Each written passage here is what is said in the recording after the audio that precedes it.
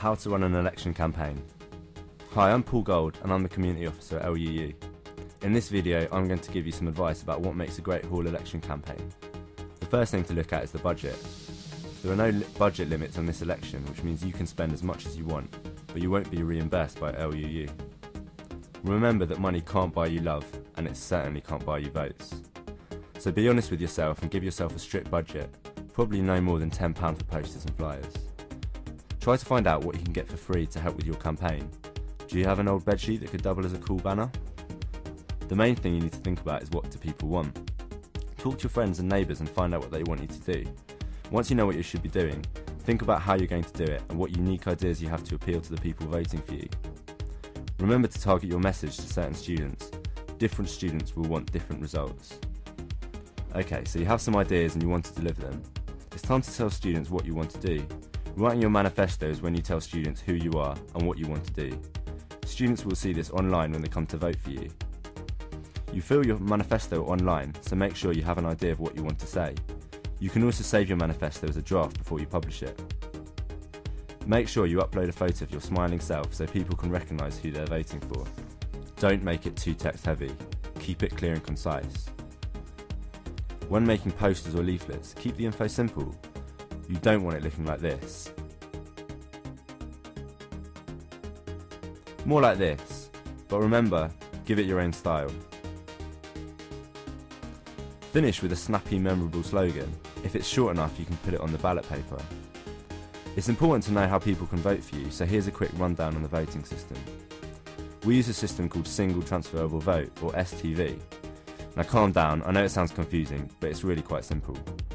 Instead of voting for the person they want to do the role with an X, voters vote for their candidates in order of preference. So the person they really like, they'll vote for as their number 1 choice. The person they don't mind voting for, they'll give them their number 2 choice. They literally rank the candidates in order until they run out of preferences. People can give just one person one vote, but it means that their vote can't be transferred if that person is eliminated during the knockout stages. So in this election, you are after the number 1 votes, but picking up second and third preferences is important too. So remember to tell people how to vote in the system to make sure you get the maximum amount of votes possible. So now it's time to assemble a campaigns team. Think about anyone else you know who's running for other positions. Could you team up and run together? Get your new hallmates involved. Anybody who can volunteer anytime could gain you vital votes. Make sure all your volunteers know the election rules so that you don't get disqualified. Get your volunteers to do specific roles and jobs that match their talents. The best way to do this is to let people pick their own roles. They're far more likely to have fun and run a great campaign.